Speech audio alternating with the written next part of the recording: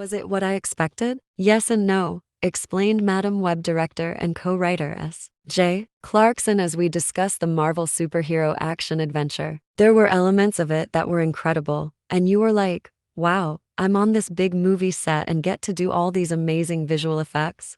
I think that's a really healthy balance, because it can be so intimidating, like a steamroller coming at you, and you've just got to get on and try to wrestle it. You can't stop it, and you change direction at your own peril. Clarkson's previous credits include Marvel's Jessica Jones and the Defenders, Heroes, Bates Motel, and Succession. Madam Web sees Dakota Johnson play Cassandra Cassie Webb, an orphan Manhattan paramedic who begins to experience visions and flashbacks she doesn't understand. Drawn to protect their three young women with powerful futures, she has to find out where she came from to understand why they're being hunted by a mysterious enemy. Unlike many other Marvel superheroes who have had their own movie, Madam Web has never had her own comic, something the writer-director calls a travesty and weird. She's such an enigmatic character on the peripheral and fringes, and I think that's what I loved about her. I'm always interested in that. We see what's front and center, but what is just off to the side? That's often where the interest is. Before Johnson signed up for the movie, the pair had a series of discussions.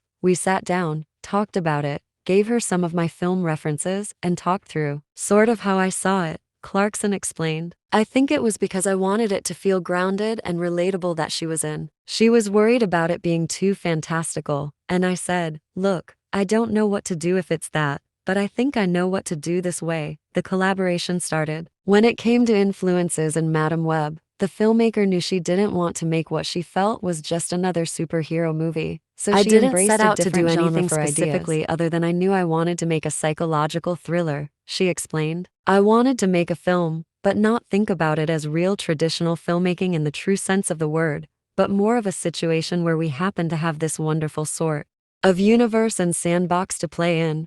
I drew inspiration from many things, going back to the 70s, with Nicholas Roeg's Don't Look Now in movies like The Conversation and then Inception, and all the way through to the talented Mr. Ripley. It was about asking the question, how does a thriller feel?